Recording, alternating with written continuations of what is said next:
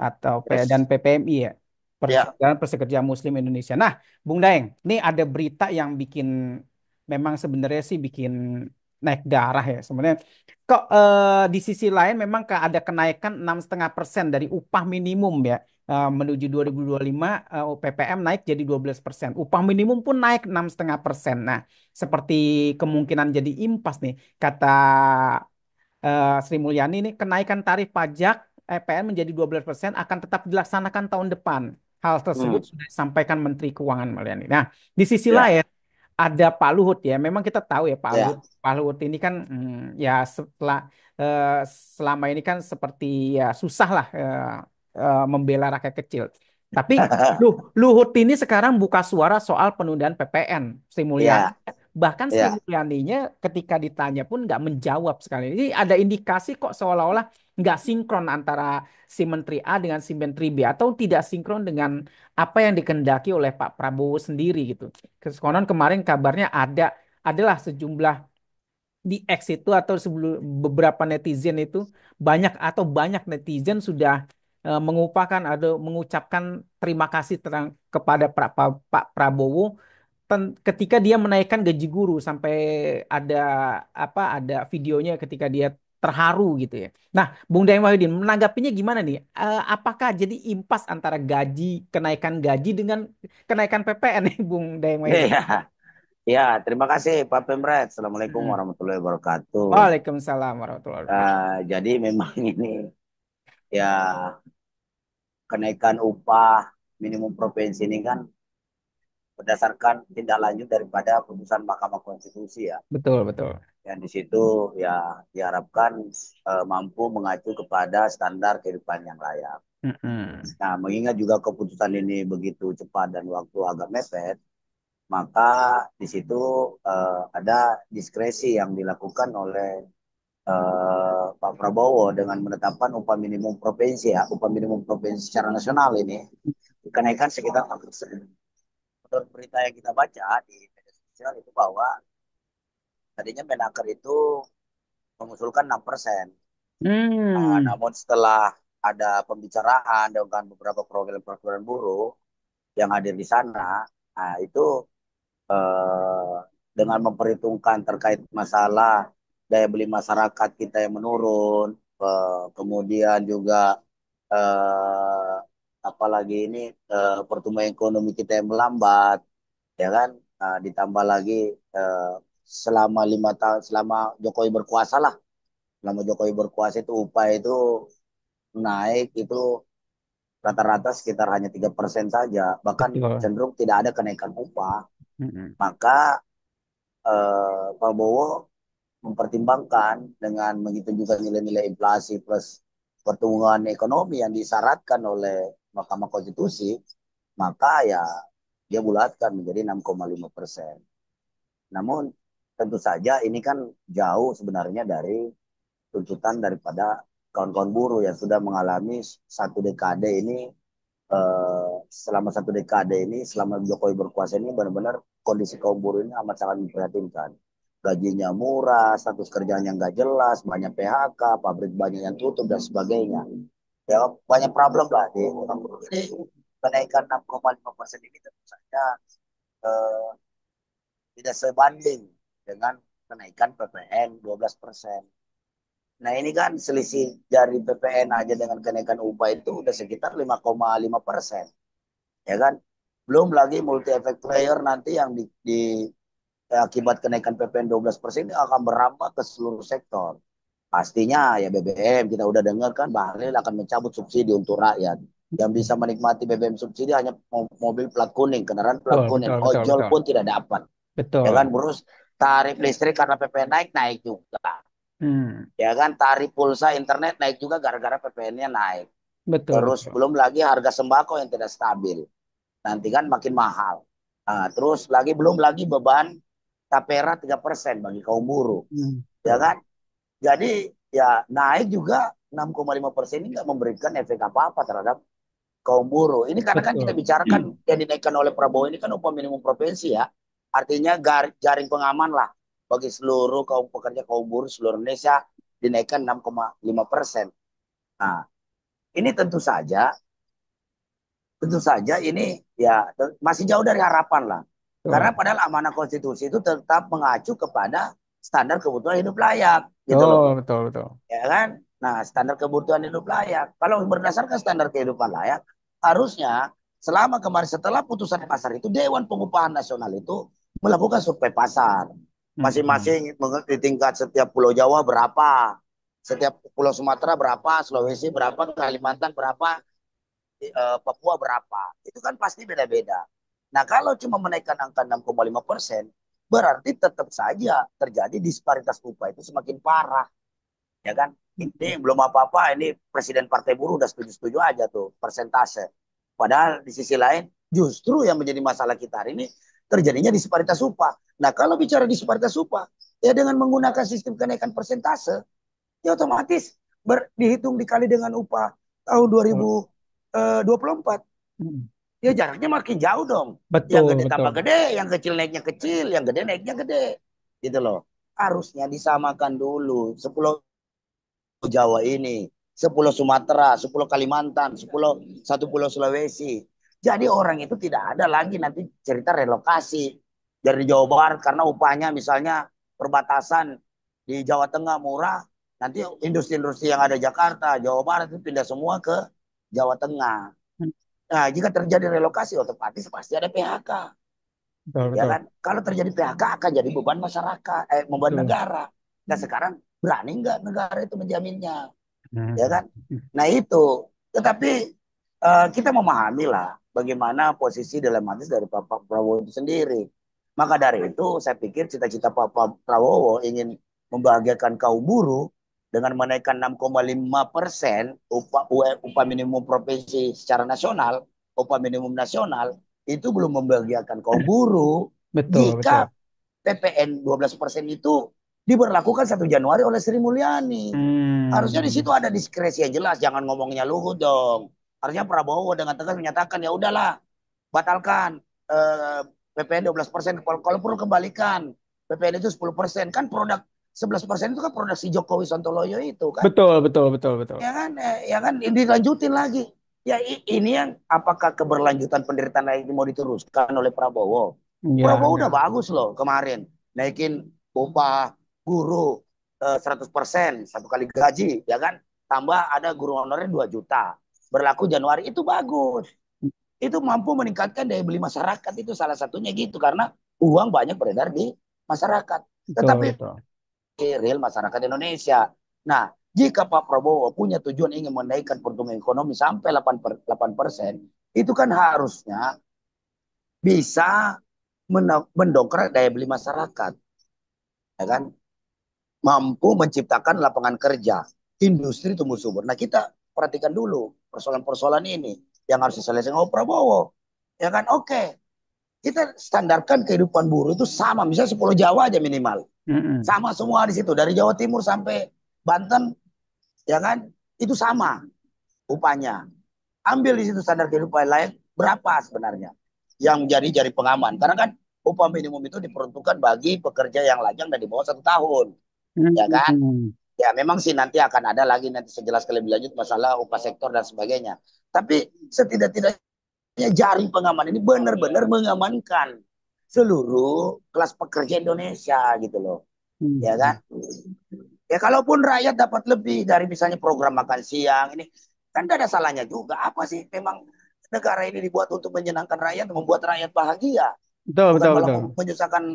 menyusahkan rakyat seperti yang dilakukan oleh Jokowi, ya kan? Nah, dengan membuat standar upah layak itu, 10 Jawa ini tidak ada lagi istilah relokasi-relokasi lah, gitu kan? Karena relokasi itu pasti akan menimbulkan konflik hubungan industrial pasti terjadi lah dan PHK dan menjadi beban negara. Nah, kemudian yang kedua adalah eh, pengusaha juga pasti keberatan. Keberatannya apa? Udah naik gaji 6,5%, ditambah beban PPN 12%, tambah tapera. Ya pengusaha pasti komplain lah. Mm, Mungkin betul. dia bisa terima kenaikan buruh 6,5%. Tapi PPN gimana? Ya kan? Terus tapera berapa? Berapa lagi dia harus keluarkan? Belum lagi tambah biaya pungli kiri kanan di misalnya di bea cukai lah, belum lagi harus menekan harga supaya bersaing dengan impor lah. Nah itu kan semuanya harus dibenerin dulu dong. Pemerintah harus berpihak kepada industri dalam negeri kita. Bagaimana cara berpihak kepada industri dalam kita? Ya batasi impor. Permendak nomor 8 tahun 2024 yang dibuat si Zulkifli Hasan itu sekarang jadi Menko aja. Ya kan harus bertanggung jawab. Buktinya ya kan peternak susu kita yang ada di Boyolali udah jadi korban tuh. Itu contoh kecil, tekstil yang kemarin awal-awal. Sampai Seritek harus tumbang. Ya kan? Itu karena tidak terkendalinya impor yang masuk akibat Permendak nomor 8. Betul, Peraturan betul. Menteri Perdagangan nomor 8 tahun 2000. Itu yang harus dibatasi. Artinya impor itu digunakan hanya untuk menutupi kekurangan kita. Bukan Hmm. malah mengganggu pasar kita. Itu kan kebijakan goblok namanya itu. Betul, betul, betul. Menghancurkan. Ya kalau industri dalam negeri kita hancur, ya otomatis pekerjanya juga ikut hancur. Banyak yang Hmm. jadi korban PHK. Ya kan? Loh kok masa mau kita menekan harga produk dengan mengorbankan upah buruh? Ya kan? Terus kapan sejahteranya dong buruh? Betul, Terus betul, betul. kapan buruh bisa bahagia, versi Pak? Sekarang ini lagi ngetren nih. Pak Prabowo ingin membahagiakan rakyat. Kemarin Menaker juga kebijakan kenaikan upah tahun ini insya Allah akan membahagiakan buruh. Untung bahasanya insya Allah. Mudah-mudahan membahagiakan buruh. Ternyata ya prediksi kita ya begitu. Ini akan membahagiakan buruh ketika PPN ini minimal dibatalkan. Atau dikembalikan menjadi 10% lah. Karena kan biar bagaimanapun kan ya kita sebagai warga negara yang baik kan bayar pajak juga. Tetapi boya jangan dinaikkan dari situ dong. Banyak Hmm. sektor yang bisa kita berdayakan, maksimalkan. Sumber daya alam kita, tambah kita kan bisa kita berdayakan. Jangan sumber daya alam kita digarong oleh perampok-perampok. Ya kan? Ya, atas nama investasi, gusur tanah rakyat, gusur tanah adat. Ya kan? Terus yang nikmati hanya segelintir orang bukan rakyat Indonesia. Harusnya postur APBN itu ke depan pendapatan dari sumber daya alam itu ya 80%, bukan 7%. Ya kan? Nah, makanya apa-apa dibebankan kepada buruh. Buruh naik sedikit karena begitu upah naik, percaya saja, pasti biaya kontrakan naik. Harga-harga langsung naik otomatis. Padahal itu baru diumumkan, belum dirasakan oleh buruh, harga udah duluan naik. Nah, harusnya bisa itu distabilkan tuh harga-harga semua, ditekan semua juga, jangan harga naik dulu dong. Kalau kalau upah naik terus harga barang juga naik, ya mending kita milih nggak usah naik gaji tapi harga turun. Harga Hmm. kebutuhan pokok turun, tarif dasar listrik turun, BBM turun, Betul, ya kan betul, betul. pulsa turun. Lebih gampang seperti itu. Agar Hmm. kenapa merangsang daya beli? Karena sekarang yang terjadi adalah ada frugal living sekarang yang terjadi. Lagi ngetren frugal living. Hmm. Kehidupan yang ibarat kata hidup hemat. Pakai cara hidup hemat karena kondisi keterpaksaan gitu loh. Ya kan? Orang menghemat hanya membeli kebutuhan-kebutuhan primer. Yang benar-benar primer. Sehingga tidak terjadi pemenuhan karena memang uang nggak ada. Ya kan? Kalaupun ada juga udah habis. Betul, Nah betul. ini yang harus benar-benar dikontrol oleh Pak Prabowo, ya kan? Oke lah ada itikat baik menaikkan 6,5%, tetapi itu sesungguhnya tidak terlalu dinikmati oleh buruh jika PPN naik 12%. Karena itu Hmm. tadi beban-beban tapera dan begitu juga dengan pengusaha. Makanya sampai saat ini Kadin, Apindo belum berani tuh ambil sikap apa, ya kan? Mereka udah kebayang kalau naik 6,5% upah, bisa dia terima. PPN ini Pak, karena kalau PPN naik berarti otomatis biaya produksi nambah. Nah kalau biaya produksi nambah, ya kan otomatis harga barang juga naik. Nah Betul, sekarang betul. yang dia produksi mampu nggak diserap oleh pasar Hmm. di tengah eh, apa frugal living ini lagi ngetren-ngetrennya tuh, ya kan? Nah ini yang terjadi makanya pengusaha juga bingung juga. Oke mungkin dia naikin gaji buruhnya 6,5, tapi PPN ini karena PPN ini dampaknya sangat sistemik, berdampak luasnya luar biasa. Jadi harus segera diantisipasi oleh apalagi pemerintah Prabowo harus ada diskresi dong. Artinya harus berani. Naik buka upah 6,5%, PPN ya sudahlah 10% aja. Ya kan gak usah ikuti Sri Mulyani. Ya kan enak aja, gampang aja cari duit dia naikin pajak. Cara yang paling sederhana, simpel dan cepat. Ya kan nggak mau padahal di sana sini ada korupsi masih banyak, pungli masih banyak, ya kan? Ya itu aja dulu dikejar-kejar harta-harta koruptor itu. Sama benar-benar sumber daya alam itu dikelola sebesar-besarnya untuk kemakmuran rakyat, bukan kemakmuran segelintir orang. Itu, nah postur itu harus dikembalikan. Jadi sumber daya alam itu yang tadinya hanya 7%, itu bisa naik menjadi 30-40%. Itu bisa. Karena kalau ingin mengejar pertumbuhan ekonomi 8% dengan PPN naik 12%, walaupun gaji buruh 6,5% dinaikkan, sulit. Itu satu. Nah, kemudian informasi selanjutnya adalah bahwa kalau kita dengar daripada siaran pers daripada Pak Prabowo yang menyatakan bahwa upah minimum sektor itu akan ditentukan oleh rapat Dewan Pengupahan Kabupaten dan Kota masing-masing. Artinya ya teman-teman baik di sana karena bicara upah sektor itu adalah rata-rata sudah berbicara tentang ya buru-buru yang di atas 1 tahun masa kerja, ya kan? Dan sektor-sektor unggulan. Nah, memang itu harus lebih daripada itu. Kalau bicara dulu, UMSK itu 5% dari UMK. Kalau sekarang UMK dan UMP ini udah dinaikkan 6%, 6,5%, maka harusnya upah sektor itu bisa 5 sampai ditambah 5%. Jadi ada 11,5%. Tapi lagi-lagi, agar tidak terjebak oleh sistem presentasi yang udah pasti akan mengakibatkan disparitas upah lagi, maka disarankan agar daerah-daerah yang upahnya masih murah itu mengadakan survei standar hidup layak. Ya kan? Anda udah Hmm. kan ceritanya ini kan dalam rangka membahagiakan buruh nih. Ya kan semua plat bisa dipakai. Artinya yang misalnya yang mau bicara persentase silakan, tetapi daerah-daerah yang tertinggal seperti Majalengka, Kuningan, Cirebon, Cianjur, ya itu pakai standar kehidupan layak. Karena kalau berdasarkan standar kebutuhan hidup layak, itu pasti di atas 3,4, 3,5 nilai upahnya.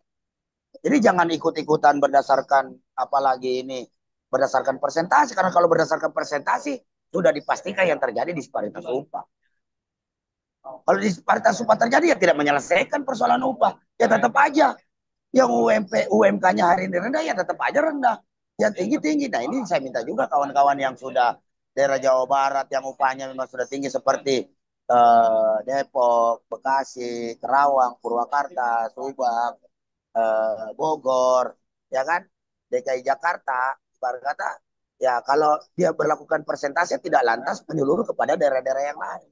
Kalau memang itu berlaku persentase, mungkin ada masuk akalnya upah sektor. Tapi untuk daerah-daerah yang sangat tertinggal upahnya, ya jangan berlakukan persentase dong. Lakukan standar kebutuhan hidup layak. Dengan standar kehidupan layak, itu bisa dia menyusul melakukan persamaan upah. Jadinya menyusul mendekati lah, ya kan hampir mendekati jumlah itu. Nah itu yang harus, karena itu kan juga amanah konstitusi bahwa upah minimum sektoral itu harus di apalagi ini ditetapkan di Dewan eh, Pengupahan Kabupaten Kota. Nah itu jadi dalam kesempatan ini saya sarankan kepada eh, daerah-daerah ya untuk lakukan pengawalan aksi upah benar-benar. Nah kita lihatlah ke depan kita akan pantau dengan situasi-situasi yang ada di lapangan seperti apa, kita akan tetap memantau. Jangan Nah, sampai teman-teman ya kan tidak mendapatkan apalagi ini upah layak untuk tahun 2025 karena sudah cukup lah 10 tahun Jokowi berkuasa ini kita dilakukan kebijakan upah murah itu sudah harus dihentikan. SBY 2013 sudah ingatkan itu. Ke hmm. depan itu pengusaha itu tidak boleh lagi berdasarkan standar apalagi ini sistem upah murah udah nggak berlaku lagi di negara yang sudah masuk G20, ya kan? Hmm. Udah nggak berlaku lagi. Itu lagian apa sih susahnya kalau rakyat juga pegang duit? Kalau rakyat pegang uang banyak otomatis belanjanya juga lancar, daya beli naik, meningkat. Yang untung juga ya negara juga. Terjadi perputaran ekonomi yang secara cepat dan pertumbuhan ekonomi 8% itu bisa terkejar. Karena untuk apa juga pabrik-pabrik produksi barang semurah-murahnya kalau tetap tidak bisa dibeli oleh buruh, tidak bisa dibeli oleh rakyat. Sama saja. Barang-barang hasil produksi hanya numpuk di gudang saja. Terbatas belanjanya. Aduh, terus gimana dong kalau udah kayak gitu? Jadi ini belum menyelesaikan. Jadi kan kita apresiasi dan saya tetap apresiasi ada etikat baik dari Pak Prabowo. Mungkin karena waktu yang sangat mepet dan dia harus mengambil keputusan dalam tempo yang singkat. Karena memang ya polemik upah ini kita ini kan udah dari dulu lah sejarahnya begitulah dari dulu. Memang kacau balau karena memang tidak ada standar pengupahan seperti yang dilakukan seperti pegawai negeri. Misalnya Hmm. harusnya seperti itu ya kan berlaku secara nasional saja. Jadi tidak membingungkan yang melakukan apalagi ini rapat juga ya mungkin di tingkat pusat seperti kita bisa contoh lah seperti Jepang kan tidak pernah tuh ribut-ribut tuh kenaikan upah gimana, nggak ada tuh ribut-ributnya, nggak ada demo-demonya. Karena kenapa? Pengusahanya juga sadar bahwa kalau dia juga hanya menumpuk-numpuk harta, menahan laju kenaikan upah juga akan berdampak kepada hasil produksinya juga. Hasil Hmm. produksi dari pabrik itu ya siapa yang mau serap kalau orang nggak punya duit buat beli. Produksi motor banyak-banyak, tapi orang nggak bisa beli motor gimana? Siapa yang mau beli? Ya Hmm. kan? Produksi mobil banyak-banyak, mobil listrik banyak-banyak. Tapi orang nggak punya duit buat beli. Ya terus mau dibawa kemana? Ekspor juga kurang. Mau diekspor kemana? Ya kan? Kan orang meminta sekarang ini agar supaya daya beli masyarakat kita ini tinggi. Kalau daya beli masyarakat tinggi, ya seperti Pak Bowo tadi, naikkan gaji guru 1 kali gaji. Itu keren tuh, sama dengan Gus Dur dulu, ya kan? Naik tambah gaji ASN 2 juta. Itu keren karena uang ada di rakyat, uang ada di kalau hanya dipegang oleh segelintir orang, uang tidak akan berputar. Nah, pertumbuhan ekonomi terjadi kalau terjadi perputaran uang itu secara masif di masyarakat, gitu loh. Itu ya ya ilmu-ilmu ekonominya demikian lah. Dari semua biar gampang dipahami oleh masyarakat gitu. Nah ini yang harus dilaksanakan oleh Prabowo, mengatur, benar-benar mengatur impor agar tidak mengerusak pertumbuhan industri kita. Ya kan berani mengambil sikap, hapuskan korupsi kita setuju, judi online juga diberantas karena uang-uang buruh banyak ya kan. Sama pinjol juga harus dibasmi. Cukuplah yang mengeluarkan pinjaman itu ya standar bunganya itu berdasarkan standar bunga BI. Lebih daripada itu pidana, tangkap itu pinjol-pinjol itu. Gitu loh. Ya kan? Itu seperti itu yang harus dilakukan supaya tidak terlalu liberal ini sistem ekonomi yang terjadi saat ini harus dikendalikan. Jadi ya saya pikir kenaikan 6,5% itu ya tentu saja belum membahagiakan kaum buruh lah. Kalaupun ada sebagian sudah menerima, ya kan, ataupun sudah euforia dengan kenaikan itu bagi kami, bagi saya pribadi, terutama kalau anggota saya di KBMI, Konfederasi Buruh Merdeka Indonesia, ya kami menerima dengan syarat, dengan catatan, ya kan PPN 12% harus dihapus, ya kemudian listrik, BBM, ya kan tarif pulsa itu harus turun juga, karena ya nggak naik gaji nggak seberapa, tapi akibat PPN yang multi efek ini bisa saja memicu kenaikan harga barang dan jasa itu sampai 10-15%. Itu kan sama aja. Tetap aja buruh tekor-tekor aja. Ya kan? Terus apakah itu kalau giliran tekor masa orang mau dibilang bahagia? Ya tidak bahagia lah kaum buruh. Kalau tiap bulan hanya tekor.com aja yang kita dapat. Ya, benar nggak Pak Pemret? Betul, betul, betul, betul. Nah, gitu Pak Nah, Pemret. memang ajakan frugal living ya atau namanya yang kemarin ramai di Meskos ya Ya, ketika kenaikan PPN 12% tetap berlaku di 2025 itu Gen Z itu begitu masif sebarin bahwasannya ini frugal living ini lu mesti tahan-tahan pengeluaran deh gitu. Nah, kalau tahan-tahan pengeluaran itu yang ya memang sih kalau memang ekonomi sulit memang malah harus kenaikan harus upah ini. betul, harus harus tahan-tahan, kencengin perut lah istilahnya ya kan. Nah, tapi di sisi lain ya, di sisi lain Bung Bung udah ada Bung ini siapa Bung Rudi nih. Nah, Bung Rudi, ya kita tahu ya di sisi lain pemerintah udah mengapresiasi para guru dan buruh dengan kenaikan upah 6,5%. Tapi di Ya. sisi lain pajak akan tetap diberlakukan ketika tanggal 1 Januari 2025. Dan itu Hmm. tertuang di Undang-Undang Nomor 7 Tahun 2021 tentang harmonisasi peraturan perpajakan. Nah, konon Ya. kabarnya si Sri Mulyani ini membanding-bandingkan ya kalau kalau masyarakat ini ketika di hari pajak itu si Sri Mulyani kan bilang pajak juga yang Anda nikmati tiap hari tadi pagi juga Anda semuanya entah minum teh, makan nasi goreng itu pasti dimasaknya pakai LPG. Nah, kalau LPG-nya 3 kilo itu Anda nikmati, itu uang pajak subsidi, bayangin ya. Terus tidak sebutkan juga di atas listrik ada yang selama ini digunakan masyarakat terutama golongan 900 watt ke bawah ada subsidi ya. Terus jalan Oh. raya, jalannya dibangun itu juga pakai pajak. Jadi mereka Hmm. menyampaikan hashtag nggak bayar pajak ya berarti nggak pengen tinggal di Indonesia gitu. Jangan tinggal di Indonesia. Nah, tapi di sisi lain dia kayaknya nggak sejalan dengan dengan rencana Prabowo yang ingin membahagiakan rakyat efek 10 tahun Mulyono ini berkuasa gitu. Gimana Bung Rudi menanggapinya? Antara gaji Hmm. naik, PPN naik, jadi impas dong. Oke, gini. Assalamualaikum warahmatullahi wabarakatuh. Waalaikumsalam. Selamat malam, salam sejahtera untuk kita. Jadi Ya. pertama gini, yang harusnya nggak boleh tinggal di Indonesia Sri Mulyani aja, kan dia udah banyak duitnya. Hmm. Nah, dia udah cukup duitnya mau tinggal di mana aja udah Betul, cukup. betul, betul. Nah, kenapa Ibu Sri Mulyani mengatakan begitu? Ya kita tahu Sri Mulyani itu anteknya IMF, Bank Dunia. Jadi dia tuh Betul. kaki tangannya apa namanya IMF, Bank Dunia, lembaga-lembaga internasional yang selama ini merusak banyak negara lah kayak gitu, termasuk IMF, Bank Dunia kan Betul, di betul, betul. situ. Jadi memang pasti tidak sejalan gitu. Nah, saya sudah berkali-kali mengatakan satu sisi, saya ngomongin dulu soal masalah pajak ya. Betul, betul, Harusnya betul. rakyat Indonesia itu nggak perlu dipajakin. Betul, betul, betul, betul. Ya. Harusnya Jadi ya. harusnya seluruh rakyat Indonesia itu tidak perlu dipajakin. Tidak perlu ada pajak.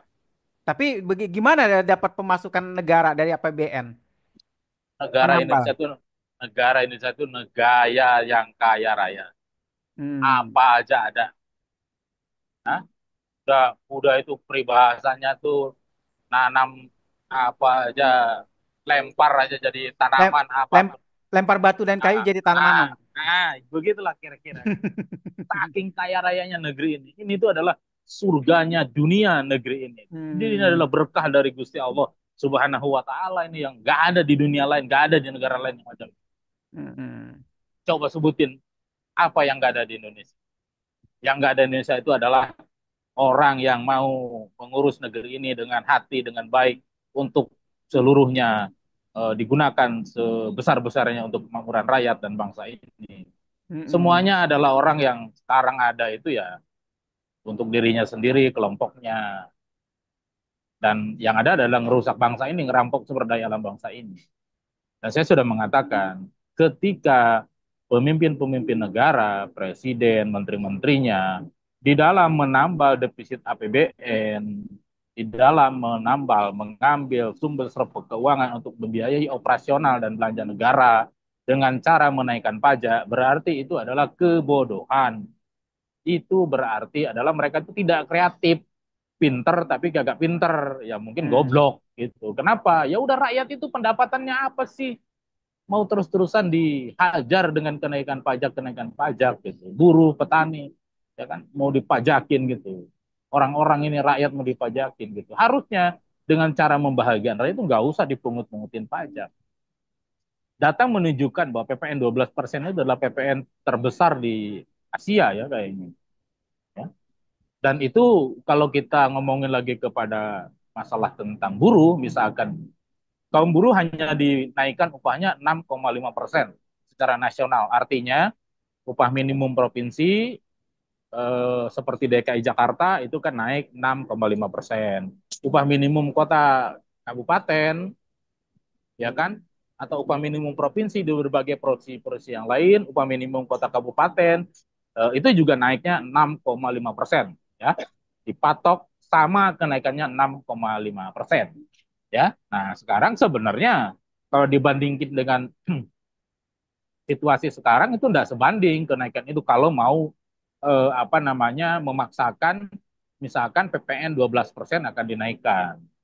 Tahun depan Tapera akan dijalankan gitu kan. Nah, saya kira itu enggak sejalan gitu. Itu enggak ada artinya kenaikan upah buruh itu. Hmm. Kalau dibandingkan misalkan dengan tuntutan GSBI, upah minimum secara nasional itu harusnya di angka 7,2 kan masih jauh. Jakarta aja dengan naik 6,5% berarti hanya 5,39 juta. Sementara Karawang, Kabupaten Karawang, upah minimum kotanya kalau dia naik 6,5% berarti ada di 5,59 juta, kan gitu. Jadi Betul, hanya betul. hanya seperti itu gitu, masih jauh dari angka-angka yang menjadi tuntutan kita gitu. Ya, sebenarnya ini adalah baru kebahagiaan sedikit. Yang baru ada niat baik dari pemerintah Prabowo memang untuk tunduk pada putusan Mahkamah Konstitusi untuk mau menjalankan kebijakan yang sedikit memberikan sedikit Napas, kebahagiaan napas gitu. ya, napas ya. Napas lah bagi kaum buruh. Tapi kalau bahagia saya kira belum sampai gitu. Nah, ada hal yang paling penting yang harus dilakukan oleh pemerintah. Kenapa? Karena situasi kita ini bukan situasi yang baik-baik aja, yaitu situasi yang sedang mengalami deflasi, ya sudah 2 tahun berturut-turut kita mengalami deflasi, artinya juga industri juga apa namanya sedang mengalami ada banyak beberapa masalah, maka tidak cukup hanya dengan menaikkan upah, tapi harus ada tindakan-tindakan konkret yang dijalankan oleh pemerintah. Salah satunya adalah pembenahan industri, terutama adalah harus diperketat tentang impor ke Indonesia ini, ya impor Hmm. barang-barang impor terutama barang-barang ilegal yang masuk. Yang kedua harus dibersihkan ini para pejabat negara yang busuk yang selama ini adalah main-main backing-backing terhadap Betul. impor-impor ilegal, ya. Termasuk juga memberantas biaya yang disebut oleh kita ini oleh kaum buruh disebut adalah biaya siluman. Di dalam proses produksi kita tuh ada sekitar 30 sampai 40 itu biaya siluman. Itu untuk suap sana suap sini yang itu uang-uang gak jelas yang harus dikeluarkan oleh si pengusaha. Maka untuk menyelamatkan itu salah satunya Pak Prabowo juga harus saya kira harus menyiapkan melalui Menteri Tenaga Kerja menyiapkan satgas yang betul-betul itu melibatkan buruh, melibatkan serikat buruh bagaimana untuk menghajar apa namanya mafia-mafia, preman-preman yang selama ini adalah memeras industri, memeras pengusaha gitu ya. Kan hitungan kita itu adalah sekitar 40 sampai dengan 30%. Bayangkan itu kalau dikembalikan kepada kaum buruh. Saya kira di situ itu ya yang menjadi perhatian. Jadi tidak bisa hanya sekedar menaikkan karena Apindo juga banyak sudah mengeluhkan gitu. Artinya, nah ini harus betul-betul dijawab oleh pihak pengusaha. Cuma juga saya ingatkan, Apindo itu selalu setiap tahun, setiap ada kenaikan upah, udah isunya tuh nggak ada lain, PHK, PHK, PHK, PHK, PHK, Hmm. PHK, PHK, PHK, PHK, gitu. Hanya itu aja ancaman-ancaman gitu. Hmm. Menurut saya tidak begitulah, dan ini harusnya diambil alih oleh Menteri Tenaga Kerja, mengajak duduk Apindo, mengajak para serikat buruh duduk bersama, baik di dalam LKS ataupun dengan serikat-serikat buruh yang lain, kita bikin forum bersama untuk bedah bagaimana menyelamatkan industri ini. Mumpung kita dengar Pak Prabowo mau menyelamatkan industri, mau memperbaiki situasi ini gitu. Dan saya kira harus sejalan Pak Prabowo itu juga dengan cara apa? Ya membereskan menteri-menteri yang busuk gitu, yang selama ini juga banyak main-main, tidak serius bagaimana mengurus bangsa ini untuk keluar dari situasi yang buruk yang kita hadapi saat ini. Gitu. Saya kira di situ Pak Pimred gitu. Nah, di sisi lain kan Luhut ini sedang apa? Sedang menggodok PPN 12%. Dia bilang sebut penundaan ya. Tapi Ya, di sisi lain Sri Mulyani ini pilih membungkam. Nah, apakah kira-kira para menteri ini akan mengusulkan ke Pak Prabowo bahwa lebih baik ditunda dulu deh karena masyarakat itu sudah dalam keadaan memang sudah terpuruk ekonominya gitu. Gimana? gini yang ngusulin jangan menteri, menteri mah kagak beres lah. Udah kita aja rakyat aja yang ngusulin. Hah? Nggak usah berharap sama menteri-menteri. Ya, Hmm. apalagi menteri-menteri sontoloyo bawaannya Jokowi gitu loh. Hah? Nggak usah. Rakyat aja yang ngusulin, rakyat itu udah jelas bersuara di mana-mana.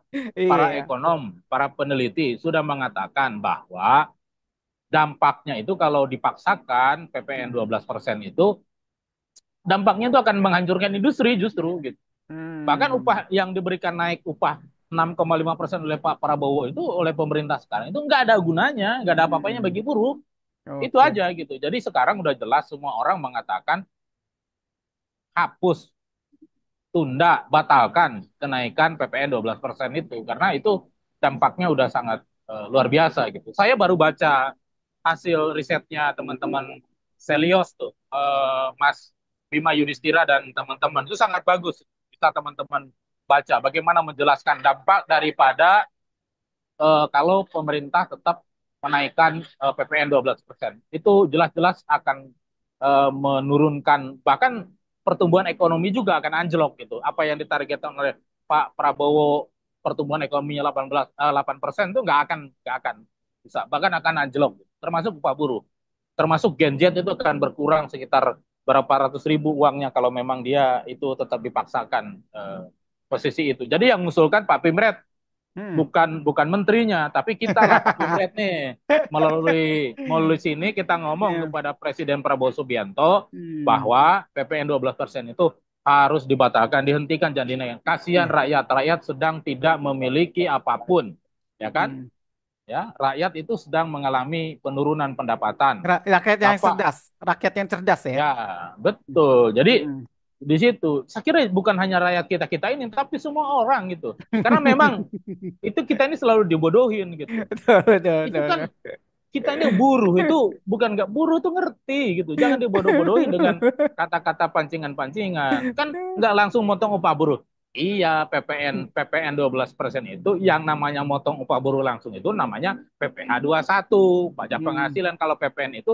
Tapi kalau buruh belanja barang itu juga kena pajak. Berarti kan pajaknya naik, maka upah buruhnya ketika dibelikan yang tadinya 5.000 jadi akan naik ada 12%-nya gitu loh. Kita ini gak Hmm. bodoh, kita tuh gak ngerti. Jangan bodoh-bodohin rakyat, jangan bodoh. Ya, barangkali mungkin ya, mungkin deh Itu. Menteri titipan Jokowi ini berubah arah gitu, tapi kita kan nggak percaya 100%. Baik, Bu. Iya, begitu Eh, Pak Pimret. Jadi ah, memang nggak usah berharap menteri-menteri ya Sontoloyo nggak usah diharapin rakyat lah sekarang yang ngomong. Dan kalau memang tetap dipaksakan, saya kira bukan hanya kaum buruh. Ini kalangan menengah juga akan terdampak. Berarti akan ada gerakan. Ya, sekarang udah rame Pak, udah di mana-mana konsolidasi gerakan menolak PPN 12%. Karena itu mengancam bangsa ini berada dalam oke. kebangkrutan. Begitu Pak Mantap. Pim. Nah, memang ironinya ya ada tulisan juga di kumparan.com bahwa emang ironinya Papua ya hidup di atas emas berjalan tanpa alas ya. Kita tahu kehidupan dia. Dia itu berdiri di atas emas, bayangin. Negeri ini Betul. dikeruk bertahun-tahun emasnya, tapi nggak. Nah, Tapi kok kita cuma dapat sisaan aja kalau nggak salah dapat pajaknya atau dapat saham kalau nggak salah lima puluh satu ya, persen kalau yang nggak salah naik yang gitu. jelas Hmm. Pak Pimret itu dapatnya apa? Dapatnya kerusakan lingkungan di Papua, Itu hancurnya alam dia. Papua. Iya, Jadi itu dia. bukan hanya Papua, Provinsi Riau itu Pak Pimret Ya. atasnya minyak, bawahnya minyak. Tapi lihat rakyatnya Betul, betul, betul, betul. Ya, harus ngantri minyak. betul, betul, betul. Emang, Iya Pak, kesusahan minyak. mm-mm. Tapi masih, Padahal sawitnya itu hampir 50% lebih kawasan Riau itu dihuni oleh sawit, tapi harga minyaknya mahal. Rakyat di sana susah minyak, bukan hanya susah minyak, susah kehidupan. Artinya siapa yang menikmati itu gitu. Makanya saya bilang tadi, kalau para pejabat itu jelas-jelas mengandalkan kenaikan pajak, mengeruk duit cash betul, rakyat itu berarti dia tuh bodoh, betul, dia itu betul, dalam betul. nggak kreatif. Harusnya bagaimana sekarang itu memaksimalkan sumber daya alam kita ini betul-betul digunakan sebesar-besarnya untuk kepentingan bangsa dan negara, untuk kemakmuran rakyat, bukan Hmm, disegerakan segelintir orang. Saya kasih hmm. contoh, kenapa PIK 2 pakai PSN diserahkan kepada aguan CS? Kenapa Ya, nggak betul, dikelola betul, rakyat? Karena itu betul, tuh betul. milik rakyat. Masa ada laut dipagerin itu kan goblok Iya, namanya. betul, betul, betul. Sampai laut Iya, dipagerin kalau salah. Iya, iya. sementara nelayan mau bernelayan mencari penghidupan susah. Dan itu tanggung jawab negara. Artinya kalau negara diam aja berarti negara melegalkan itu. Itu yang paling berbahaya menurut saya. Nah Ya, ini yang sekarang harus dibenerin itu Pak. Saya kira saya berharap betul-betul sekarang itu rakyat terus bergerak mengawasi Pak Prabowo gitu untuk hmm. benar-benar menjalankan pemerintahannya sesuai dengan apa yang pernah dia tulis yang disebut dengan paradok Indonesia Betul, dan betul, Indonesia betul. emas. Nah, itu Ah, harus kita kawal. Jangan sampai Indonesia cemas kan bahaya Jangan gitu. sampai paradok Indonesia jadi paradoks Prabowo jadi berubah ya. Ah, Jangan begitu. sampai, jangan sampai. Nah, itu makanya harus kita kontrol terus. Oke. Kita harus jangan pernah berhenti bersuara. Channel ini harus menjadi channelnya Ya, suara sejatinya rakyat. oke. Nah, memang kadang-kadang ya kalau kita bersuara benar gitu. Cek, cek. Masih ada. Cek, cek. Waduh, error nih. Nah, Nah, cek, cek, cek. ya, siap. Nah, Oke, gimana lagi? memang kalau kita bersuara benar itu memang ada aja, Mbak, ada aja ya orang-orang yang saya nggak bilang buzzer ya, karena buzzer itu akunnya itu pasti akun bodong atau akun yang Hmm. mungkin baru ya. Tapi Hmm. orang-orang yang memang nggak secara tidak sengaja, tidak sadar menjadi corong penguasa atau membantu penguasa merampok negeri ini ya. Hmm. Contoh-contoh ya banyak di sini di komentar juga. Ya memang bener Busri, lu kalau nggak mau bayar pajak ya berarti nggak pengen Indonesia. Emang susah Ya, gini. mencerdaskan rakyat gitu. Betul, pelan-pelan, Pak. Gak usah digubris yang kayak gitu itu. Karena banyak orang udah buta tuli gitu. Kan Hmm, memang ya memang sah saja kan, rakyat itu adalah pemilik kedaulatan, ya. Mm-mm. Kalau bisa, ya kan, pajak itu bukan yang utama. Pajak itu harus dari terakhir memeras rakyat itu. Kita itu punya sumber daya alam yang berlimpah, ya, di bawah, di laut, di darat. Itu sumber daya alam kita itu berlimpah. Cuma masalahnya, pertanyaannya sekarang itu adalah sumber daya alam itu kemana? Digunakannya untuk apa? Siapa yang Hmm. menikmati sumber daya alam bangsa ini? Ya, Hmm. yang ada rakyat mau menikmati lautnya digusur-gusur. Misalkan di dekat Jakarta ini, di Pik 1, Pik 2 sampai Tangerang itu digusur-gusur. Di tempat lain juga orang nggak bisa ngelaut gara-gara macam-macam kebijakan-kebijakan kayak gitu loh. Nah, apalagi di Papua, saya bilang Freeport itu sejak tahun 67 ya diberikan itu kepada Amerika Serikat, sampai sekarang masih dikuasai Amerika Serikat, dan itu emas. Dulu kita dibohongin itu adalah tembaga, kan dulu tembaga pura Betul, gitu. betul, Padahal betul. yang dikeruk tuh emas. Mm-mm. Nah, rakyat Papuanya kayak apa? Bangsa Indonesia itu dapat apa dari situ gitu loh. Nah, Hmm. itu yang menurut saya harus kita lihat. Harusnya sumber daya alam itu. Kita Dapat. punya nikel, kita punya batu bara, kita punya emas, kita punya minyak. Wah, macam-macam ada di kita itu. Ya, laut Hmm. kita kaya raya, tapi nggak digunakan sebenar-benarnya, tidak dikuasai sepenuhnya oleh negara ini, tapi dikuasai, dikorupsi, dicolong oleh orang bangsa kita juga yang di ini kan ke bangsa-bangsa lain, bahasa asing gitu. Ya, Kita bukan oke. anti asing, kita memang harus bekerja dengan asing, tapi bekerja sama dengan macam mana gitu loh. Yang paling utama Mm-mm. itu adalah membangun kedaulatan bangsa, ya, apa namanya, memanusiakan, mesejahterakan, membagian rakyat, itu yang harus utama gitu loh, Oke, di situ. baik, baik, Jadi baik. kalau kalau orang, kalau misalkan masih ada yang ngomongin, ya lu kalau nggak mau bayar pajak jangan tinggal di Indonesia. Yeay, kita ini nenek moyang kita itu dari dulu udah di Indonesia, Pak, lahirnya kita. Hah? Iya, Kita Pak. Kalau kita lahirnya dulu, nenek moyang kita lahir di Belanda, ya mungkin tinggal di Belanda, Pak. Gak ada enak di lagi ya. sini. Pajaknya Nah, kecil lagi ya. nah, iya gitu. Penghasilan gede. Jadi Kalau mau kalau itu kalau memang ada ongkos untuk pindah negara nggak ada masa diongkosin aja gitu kan. itu itu artinya apa? Berarti sudah kehilangan kata-kata bagaimana untuk meyakinkan rakyat yang sudah semakin cerdas, Pak. Oke, Masa oke. rakyat diusir, padahal dia mengakui rakyat itu adalah pemilik kedaulatan. Nah, ini para pejabat harus sadar. Ketika Hmm. 5 tahunan ngemis-ngemis ke rakyat, janji ini janji itu. Ketika berkuasa ngomongnya lain-lain, macam-macam, begitu. Oke, Kira oke, di situ siap, siap. Pak Pimret, ya. Oke, makasih, makasih. Siap tuh. Oke, Apa ya. ada pembicara lain nggak di samping Saya Bang? kira cukup Ada. cukup Oke, cukup. oke, oke, siap. Nah, nggak ada lagi. Balik ke Bung Daeng mungkin. Balik. Oh, oh, ada Pak Ada. Lawyer. Oke, ada Pak Ada. Lawyer. Ini dia Pak Lawyer kita ini. Halo, Mantap. Dengan Bung selamat Andi malam Pak Corowali. Pemret. Malam, Bung Andi Ya, Corowali ya. Gimana ini menanggapi ketika gaji? Simpel aja. Bagaimana menanggapi ketika gaji naik, PPM naik? Kok seolah-olah kayak impas gitu. Di sisi lain, ada beberapa menteri menyarankan penundaan. Tapi Sri Mulyani ini tetap ngotot kalau nggak bayar pajak, jangan tinggal di Indonesia. Gimana, Bung? oh ya, baik. Assalamualaikum warahmatullahi wabarakatuh. Waalaikumsalam warahmatullahi Terima kasih pertanyaannya Pak Pemret. Oh, berat juga nih. Ngeri Tapi ya. ya, eh, kalau kita lihat kebijakan ini kan sebenarnya bukan kebijakan yang baru ya. Kebijakan ini kan lahir dalam pada saat pemerintahan Joko Widodo Betul, kan. betul, betul, betul. Nah, ini kan hanya pelaksanaannya saja saat ini. Betul, betul, betul. Nah, tentu pada saat itu mengapa ada kenaikan PPN dengan segala pertimbangan yang sudah bisa diprediksi oleh masyarakat atau rakyat bahwa untuk menutupi lubang-lubang yang sebenarnya tidak perlu ada lubang.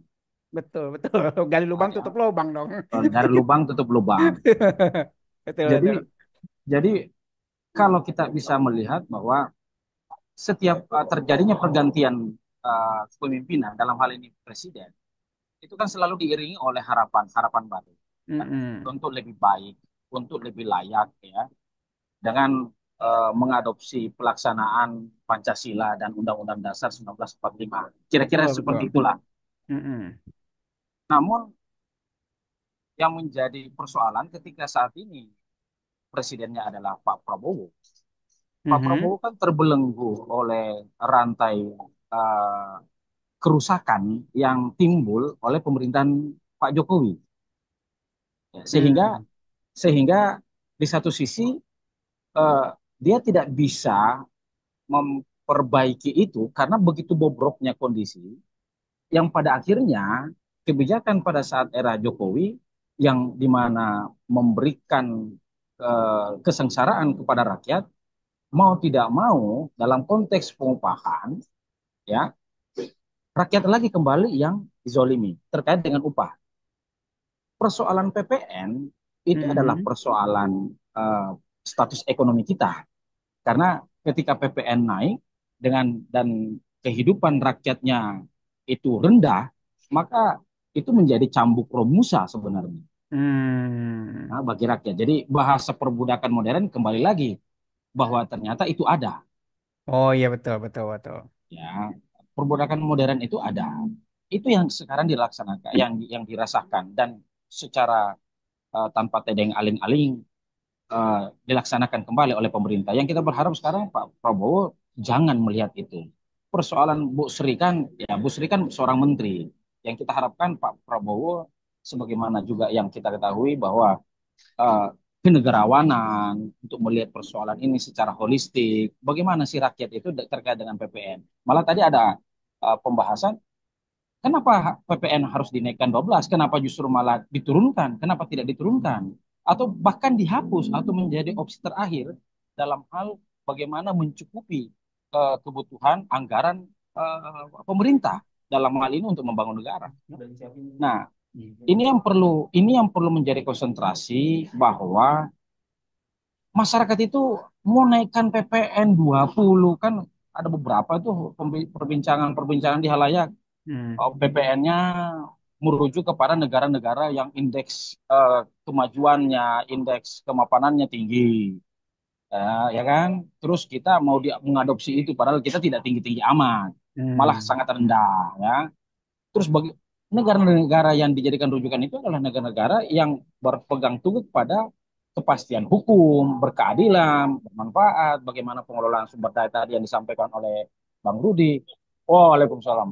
Ada tamu kita. Hmm. Nah, sorry, sorry. Nah, sorry sebentar. Nah, jadi seperti itu ya. Bagaimana harus ada pengupayan yang layak secara kemanusiaan untuk kelayakan kemanusiaan yang dilakukan oleh pemerintah. Itu konteksnya. Kenapa Sri Mulyani tidak tetap tetap apa namanya tetap bersikeras? Ini siapa? Hmm. Dalam konteks pemerintahan dia adalah pembantu presiden. Betul betul betul. Ya. Jadi kalaupun ada misalnya menteri-menteri lain yang meminta untuk itu ditangguhkan, itu kembali lagi decision maker-nya kan Pak Presiden. Betul betul betul betul betul. Hmm. Itu kira-kira Nah, Pak. Mulyani memang kondisinya lagi tersudut dan terpojokkan karena banyak hutang yang diwariskan oleh Mulyono gitu. Jadi Mulyani ini pusing kan Mulyono gitu. Gimana Bung Andi? Ya, siapapun. Jadi ada dua konteks ini. Ini Hmm. pada akhirnya juga menjadi perdebatan. Hmm. Kalau sosok pemimpinnya oke, Hmm. lalu hulu balangnya tidak oke, bagaimana Dulu balang. hasilnya? Hmm, betul Ya, betul betul. kalau hulu balangnya oke, pimpinannya atau rajanya tidak oke, bagaimana pula Hmm. konsekuensinya? Kan begitu. Betul betul Nah, betul betul. kalau kalau bicara tentang hulu balang, kan track record itu kan bisa kelihatan. Hmm. Jadi yang saya maksud tadi bahwa eh, kebijakan-kebijakan yang tidak populis tentu dalam negara-negara modern itu dibuang jauh-jauh. Hmm. Karena kenapa? Negara modern itu kita bisa sampaikan bahwa berarti masyarakatnya pun juga sudah berpikir maju. Betul betul betul Nah, betul. peradabannya pun juga maju. Tapi konteks kita secara faktual di Indonesia, bagaimana mungkin peradaban kita maju? Sedangkan orang-orang yang jujur, termasuk Pak Pimret yang Hmm. senantiasa selalu menyuarakan suara rakyat secara faktual dan real, orisinil, Hmm. ya. jujur Hmm. menyampaikan kondisi-kondisi yang ada, itu justru malah terpinggirkan dengan orang-orang yang eh, ngecap-ngecap, bahasa kita anak muda itu ngecap-ngecap atau Hmm. bohong, ya justru Hmm. malah diberikan panggung Ya. untuk kebohongan-kebohongan mereka. Nah, Hmm. apakah hulu balang ini bohong tentang keadaan? Hanya mereka yang tahu. Tetapi Hmm. faktanya segala kebijakan-kebijakan yang ditelurkan itu justru memberikan penderitaan kepada rakyat. Itu Oke, kuncinya. mantap. Oke, makasih Bung Andi ya. Siap. Kembali lagi ke Bung Dayeng Wahidin. Kebetulan ada Oke, tamu. ada tamu. Oke, Jadi baik. Nah, ya jadi saya. sekalian sekaligus closing statement Bang Andi sebang Oke, mewakili Bang Daeng ini.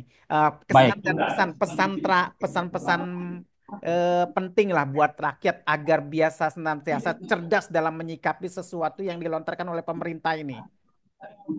Ah, kecerdasan itu mutlak harus dimiliki oleh rakyat, Hmm, ya. Karena itu menjadi kewajiban, bukan hmm, kebutuhan lagi. Itu menjadi kewajiban bernegara. Bagaimana negara ini diciptakan, didirikan ya oleh nenek moyang kita, oleh founding father kita ya, dengan berdarah-darah. Lalu kita biarkan begitu saja terjadinya atau perulangan kondisi terjadi lagi saat ini dengan kejadian dulu. Dengan konsep yang berbeda tetapi penderitaannya sama. hmm, Jadi harus ada kecerdasan itu. Satu hal yang saya ingin tekankan bahwa segala kebijakan pemerintah ketika itu ditelurkan dengan sungguh-sungguh yang sebelumnya telah dimaksimalkan bagaimana kinerja mereka seperti tadi disampaikan, sumber daya itu dipergunakan sebesar-besarnya oleh hmm, kepentingan masyarakat, oleh rakyat, oleh bangsa kepada bangsa. Terus bagaimana pertanggungjawabannya ya, bagaimana sumber daya alam itu dikelola ya. Kalau itu sampai terjadi lalu negara kita ternyata terpuruk karena persoalan ekonomi global atau apa segala macam, saya yakin rakyat akan bersama pemerintah. Jangankan 6,5 gajinya yang mereka terima pun mereka bisa menyatakan bahwa tidak usah membayarkan gaji kami untuk membantu kelangsungan tetap eksisnya negara ini dalam hmm. hal untuk menunjang ekonomi kita supaya kita tidak terpuruk. Oke. Karena itu rakyat rakyat seperti itu. Jadi kalau kalau rakyat seperti itu berarti rakyat lebih maju. Persoalannya apakah pemerintah lebih maju daripada rakyatnya?